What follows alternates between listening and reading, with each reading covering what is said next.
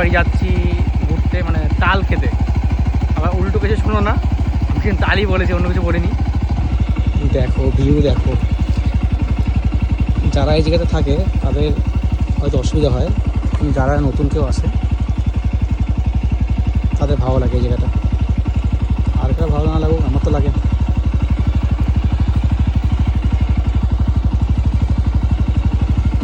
কত সুন্দর ঠান্ডা একটা পরিবেশ, কোনো গরম নেই, কিছু নেই। তো ফাইনালি আমি চলে এসেছি সেই জায়গাতে। আর ওই দেখো সব দাঁড়িয়ে আছে তাল গাছতলাতে। এবার বুঝতে পারছি কি গরম, এই ফাঁকা মাঠের মধ্যে কি গরম বুঝতে পারছি এবার।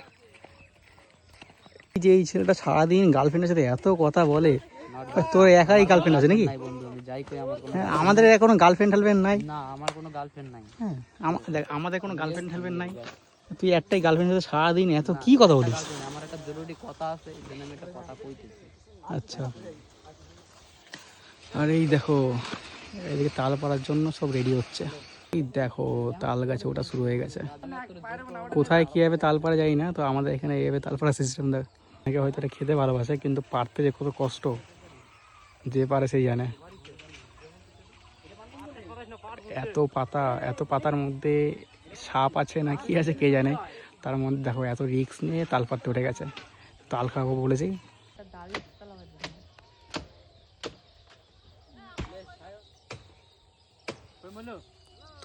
কতটা রিস্ক নিয়ে করছে দেখো। এইদিকেও কষ্ট করে তাল পাড়ছে, আর এইদিকে আমি ফিরিতে ফিরিতে খেতে চলে এসেছি। দেখো তাল গাছে আমি উঠতে পারি না, নাহলে আমি উঠতাম।